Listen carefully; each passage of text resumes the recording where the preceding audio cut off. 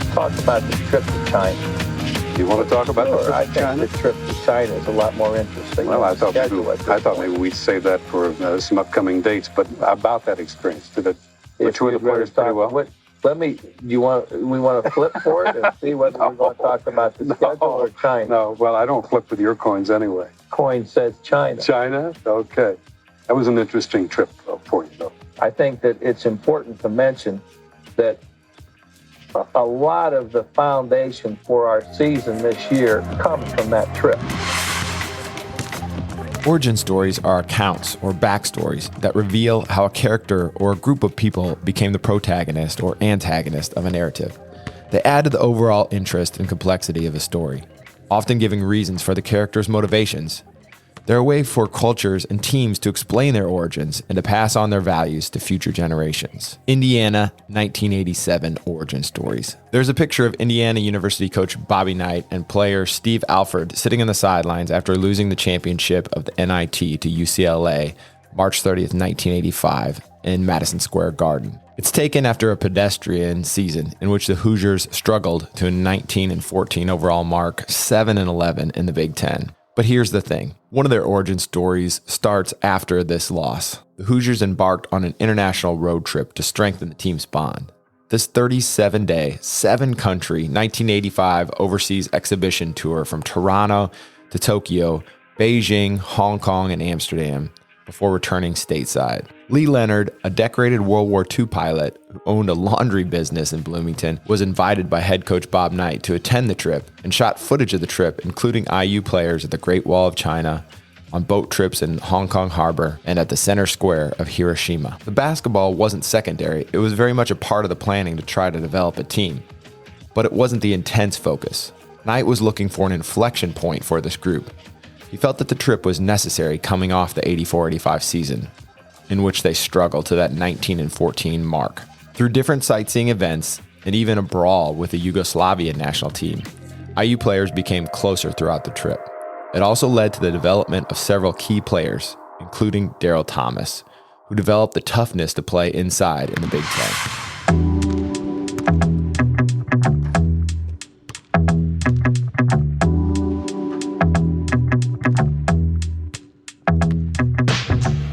All right, we're talking about origin stories today as we dive into 1987 and the look back at this Final Four. And I want to start with talking about IU here. They had this kind of run to the championship that year that maybe started years before it. And I want to just start out talking about like what is an origin story to you, and then we'll talk a little bit about like what is an origin story for a basketball team. But what do you consider an origin story, or what are some that come to mind for you? Because I listed a couple, but I'm just kind of curious, like what do you see, and do you see that as like an important thing in sports? I mean, I believe it is. I think that most great players, there's always something that defined who they became. You had Michael Jordan, getting cut. That he never wanted to do it again. Like he was determined that he was going to be the best player ever. Even players like Iverson, right? With what he went through. And that's the way he attacked it every game like it was his last. There is something to it, and I think this team does have a story behind it, and I think that really it was kind of a way that Bob Knight changed the way he thought of things. They needed to be more athletic, and he didn't like going out of the States, and then he had to and change it, and in the course of it, Alford had to take out losing. Maybe that makes him want it even more, appreciate winning more. Coach Knight, he was at the top of his game.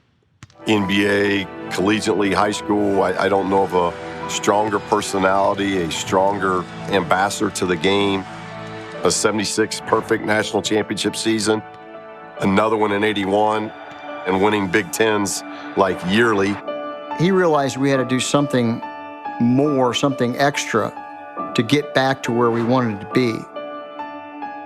He came in practice and said, hey, boys, we have an opportunity to go overseas and play in these world games. It grew as time went on. It went from a 10-day thing to a 5-week world tour. Like, that's an origin story to me. Like, sure. Like a Cinderella story, but in this way, I don't know if you really call it Cinderella because it's IU basketball. Right. In the 80s. But, in the 80s when IU was pretty dominant. So yeah, I think there is a story. Well, let's start with our first possibility for an origin story. So there was this documentary a few years ago about the big trip. IU goes overseas to China, plays against all these like grown men, including Arvydas Sabonis. The trip was going to start off with coach up in the stands watching, and the assistant coach is doing the coaching on the sidelines, because his concept was, I'll be able to see more and just watch, and that's what we're going to do. It was like, uh-oh, this isn't going to be what we thought it was going to be. Now, nobody liked getting beat either. We lost to the Japan national team, and then we ran into the Russian team, and they were men. They were big, strong, fat, and they were a great team.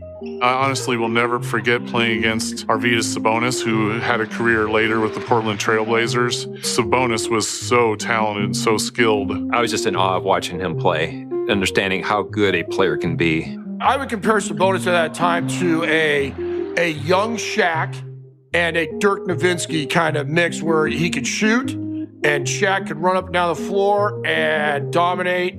I mean, that's kind of what Sabonis was. They end up traveling for 37 days all over the world, playing a lot of basketball, which is interesting for that time period. But do you see that as an origin story for this particular team? Because they pitch it like that in the documentary. I wasn't totally sold on it. Even some of the players in the documentary aren't necessarily sold on it, but it is interesting to think about taking a team traveling, working on the bonding, and knowing that they're going to be together. Some of those guys will be there, because that's unusual too now. But of course, you knew that at the time. Like, this is something to do because these guys might be able to grow from this experience together. It's just incredible that they went for 37 days, right? I mean, yeah, I think I saw where they said that they didn't know if they could handle Coach Knight for over a month straight. Like, if you really think about it, like, you have roommates in college, but you can still separate yourself and go on your own, right? Get away. Like, here, there's really no escape, right? So, like, you almost have to find a way to get along. Yeah.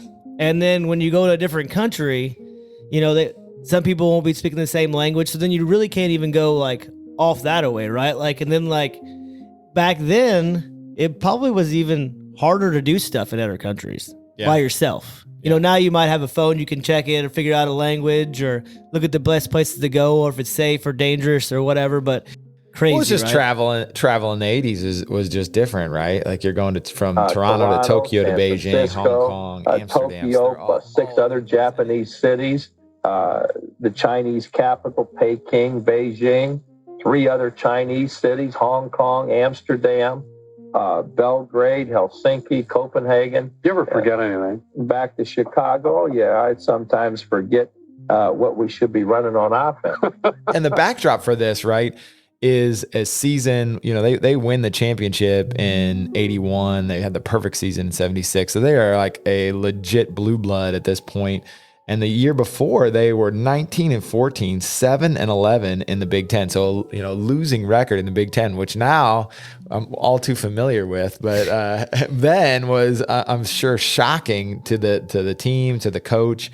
So I wonder, like, how you frame it up for a team coming off a season like that to push themselves, but not to, like, to break with a risk of breaking them, right? They're playing these guys that get smoked by, some of the teams because they're just not, they're at a different level. These are men they're playing against, but they ultimately come together at the end of it, winning some games. So it's just kind of an interesting idea to do something like this. Well, I mean, some of the teams they played, even though that back then they didn't give credit as much to international play, I'm sure some of the teams were just better. Let's be honest. Like, players went under and they didn't know, like Sabonis. Yeah. Like, obviously he was awesome in the NBA. Yeah. So if they went against him, like, that's like, but I would think that coming together and, like, after losing a season like that, it would seem like it would be hard. I guess it would be even harder to go and stick with people. Because, anybody that's had like a losing streak, it's kind of, I mean, I call it a losing streak. It's a losing streak for IU. Because I'm sure, like, they're walking around the university and, like, even the campus, right? Everybody's used to winning. They're not winning. Right. Like, they're not loved at that point, right? Like they probably love them to a certain point, but they're probably booing sometimes because, once you get to a certain level, if you don't meet that level, then even if you have a decent season, like that's not good enough. So For sure. then you're stuck with those people that maybe you thought weren't good enough on your team, like that you wanted an upgrade or you weren't getting playing time enough, But from what I read, it sounded like Bob Knight didn't make it all just about basketball. Like he wanted them to take in just the experience of the world, maybe make them appreciate their lives a little bit more. I mean, like just think if you go to a culture and they can't hardly afford to eat and you're complaining about losing a basketball game. Right. Like maybe that had something to do with it too, like maybe and to get their minds off the losing season, right? Like forget about what happened there. Let's just enjoy the trip, try to win some games, and just focus on life in general. There's no doubt in my mind that this team, Todd Meyer, Daryl Thomas, Steve Alford, Joe Hillman, Steve Isle, Brian Sloan, all these guys with us on that trip was prepared to win a championship. The importance of this story is the building of a team. They won a championship in 81, and I think if you ask us that had the great fortune of winning the championship in 87, that 85 tour was one of those reasons. Well, I think a coach, first of all, has to be able to get his players to play together.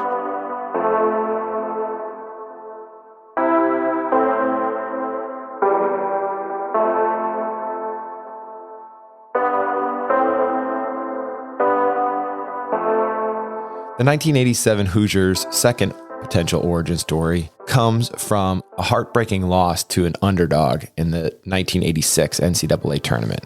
Bob Knight was coming off the roughest season of his career. The 1985 season had been marked by Indiana opening in the national top 5 and ending in the NIT. In between, Knight delivered his infamous chair throw. 1986, Indiana basketball convened with low expectations and the feeling the program was being overtaken by other teams in the Big Ten. Steve Alford was in his junior year and led Indiana in scoring with 23 points per game. Alford got help from his forwards, freshmen Rick Calloway and Daryl Thomas. Knight went into the junior college market for the first time to get Andre Harris, a 6'7" forward, for more rebounding. Knight was less than crazy about the whole JUCO idea. After agonizing over the decision to recruit transfer players who might tarnish his program's academic record, Knight brought in forward Andre Harris from Barton County Community College in Great Bend, Kansas. While Harris gave the Hoosiers some sorely needed credibility around the basket, he went AWOL academically once the season started. Harris left the team for academic reasons, and a junior college stigma arose. Indiana was unranked to start the year, but quickly got team's attention with a 15-point win over Notre Dame, a team bound for a 3 seed in the NCAA tournament. The Hoosiers were ready to go to Lexington and play Kentucky. In between the Notre Dame and Kentucky games, word leaked that Alford had posed for a calendar that a sorority was using as a fundraiser to help disabled girls. The long arm of the NCAA reached out and decided it was unacceptable and suspended Alford for the Kentucky game. Michigan State had the conference's MVP, point guard Scott Skiles, who averaged 27 points per game, and the Spartans would be the Big Ten's only team to reach the Sweet 16 come March. They came into Assembly Hall and handed Indiana a 77-74 loss. The promising season was now reeling. It was time for the stretch of Ohio State, Illinois, and Purdue again. This time on the road. An 84-75 win in Columbus was followed by a 61-60 escape in Champaign. Even though the road swing ended with a 17-point loss in West Lafayette, Indiana was flying high. They were 10-4 in the Big Ten, and against all odds were tied with mighty Michigan for the conference lead. Michigan State was nipping at the heels at 9-5 as the season hit its final 4 games. The Hoosiers came home and blasted Minnesota by 30+, then delivered an 80-73 win over Iowa in the home finale. The Wolverines and Spartans each held serve. Indiana would conclude the conference season as it had begun against these two opponents. A trip to East Lansing simplified the conference race drastically. Indiana won 79-69. They were still tied with Michigan. It was a winner-take-all Saturday afternoon in Ann Arbor. It was the last high point of the 1986 Indiana basketball season. The regular season finale was an unmitigated disaster. At 80-52 loss that was over by halftime. IU still picked up a 3 seed in the East Regional and had an opportunity for redemption in the NCAAs. Even though Alford scored 24 points while Harris went for 16 points and 10 rebounds, 14th seeded Cleveland State proved to be a lot better than anyone thought. The Vikings beat the Hoosiers 83-79 and ultimately reached the Sweet 16. The events of this season would be immortalized in John Feinstein's book, A Season on the Brink, a behind-the-scenes look at Knight and the entire program and the best-selling sports book of all time. More important from the perspective of Indiana fans is that the disappointing ending didn't change the fact that the program had gotten back on the right track. That's it. The game's over. If you're riding Cinderella, send her mail at 2451 Euclid Avenue, Cleveland, Ohio, because they have just advanced today. That's it, Ralph. That's it. Game's over. Alford's going to commit the foul. 10 seconds left. Ramsey's going to go to the line for 2 more, and the Cleveland State Vikings are getting a standing ovation from this crowd in the Carrier Dome. When we opened up about an hour and 50 minutes ago, we told you that Cleveland State felt as if they could win this ball game, and they were sincere about their thoughts. All the way Vikings and Saints. Baseline jump shot is good again. They can't miss. The Cleveland State game might have shown that we weren't tough mentally. We just didn't handle that game well. Against the double team, lost the ball. Indiana continues to turn it over.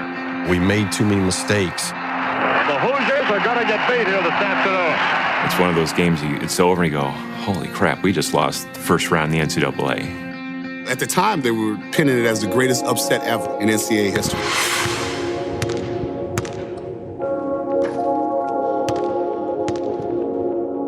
Can an upset or a big loss be a starting point for redemption or an origin story? Like, can you start with a loss? So pivoting a little bit to the Cleveland State game, because the next year they make the tournament and get things turned around a little bit, but then they get to the tournament and belly flop. They lose to Cleveland State, team that had never been in the tournament, and really point out some flaws maybe in the way that Knight was putting teams together at that point, like not modernizing his teams enough. And then, ultimately, again, like starting to build a different sort of narrative for IU basketball. Like now they'd had an unsuccessful season, then they built to a better season, but ultimately, again, fall short. So is it possible to use a loss like that? Do you think that could have been a springboard into the next year? Or do you think that ultimately it's more about like overcoming the loss and forgetting about it rather than like using it as motivation? Every day at practice, we walk into the locker room and the word Cleveland State would be written on the chalkboard every day. I would say that it can be used as motivation, but I think that in this case, motivation carried you so far, but I think maybe it gave motivation to Knight to go outside of his normal standards. Like, you could tell in this game that IU had good players, but Cleveland State had better athletes at some positions, or quicker. They were getting the loose balls. It wasn't that IU couldn't score and they couldn't do it, but like the press, like they're just faster and they're everywhere. Bobby Knight, outstanding head coach of Indiana, who has won 2 NCAA championships already in his career.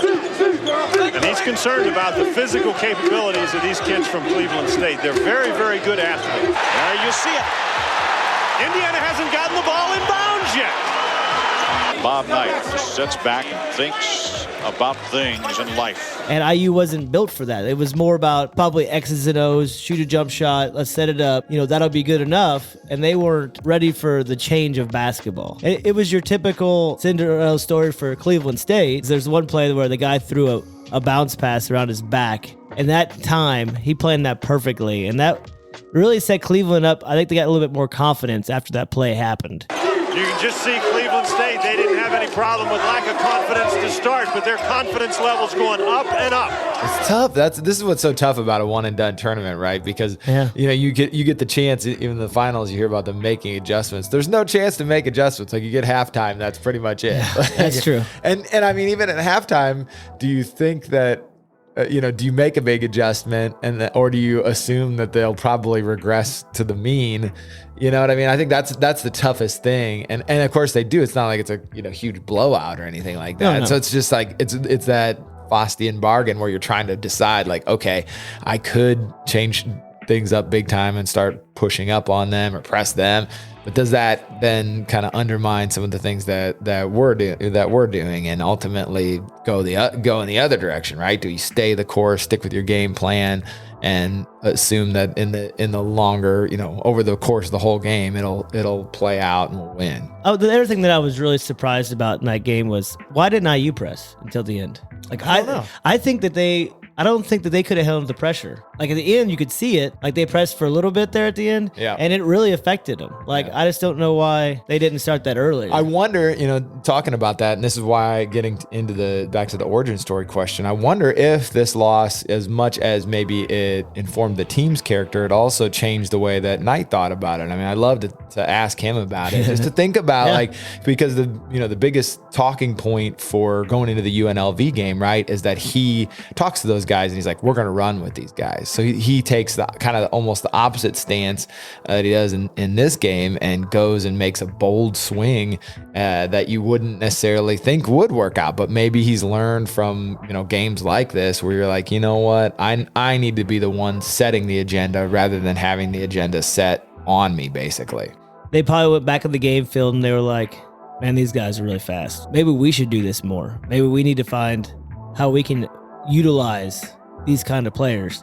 The one player I do want to talk about in that game was the Mouse. Great move by the Mouse. The Mouse is a legend around. You get a good look at him right there. Is a legend around New York City playgrounds.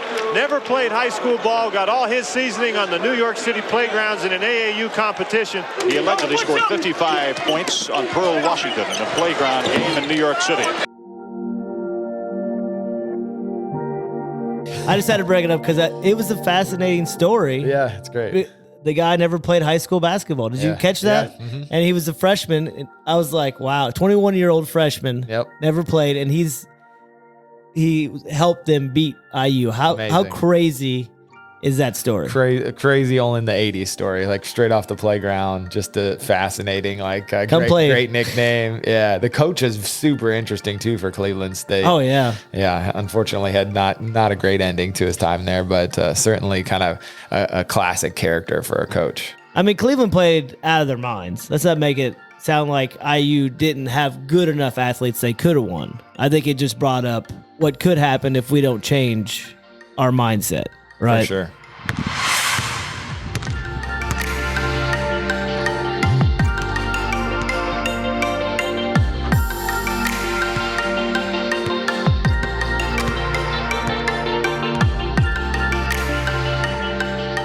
Just 1 year later, the final origin story for the 87 team. They add 2 JUCO transfers. They add athleticism to the team. Bringing in Dean Garrett and Keith Smart were the final pieces of the puzzle. Did not have in its arsenal last year. They were a perfect fit. It was like they had been there for years. We had the parts. Now it was just how tough were we going to be mentally. You knew what Indiana on the front meant, but these new pieces did not.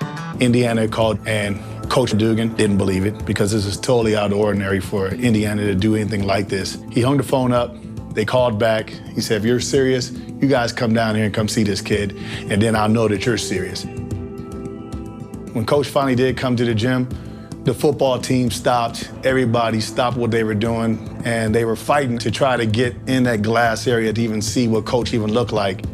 And I even signed my letter of intent before I even took my visit to Indiana.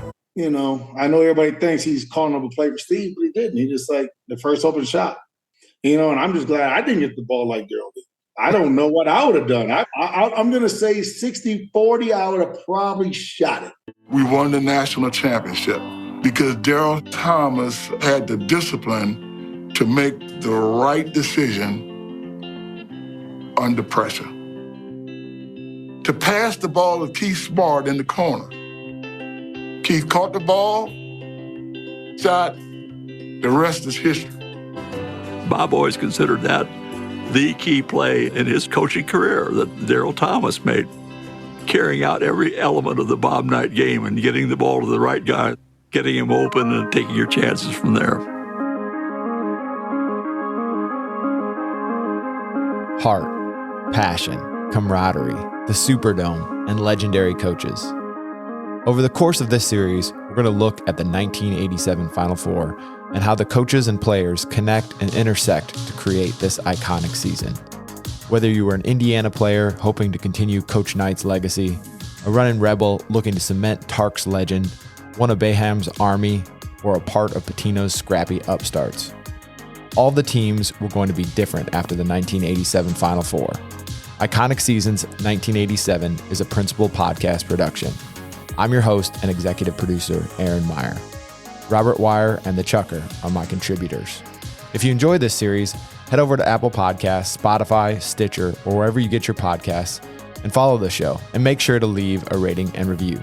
It really helps us, and it helps others discover the show. If you want to get in touch with any questions or comments about the show, send us an email.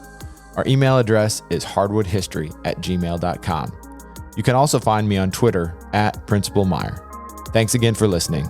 We'll be back soon with more Iconic Seasons 1987.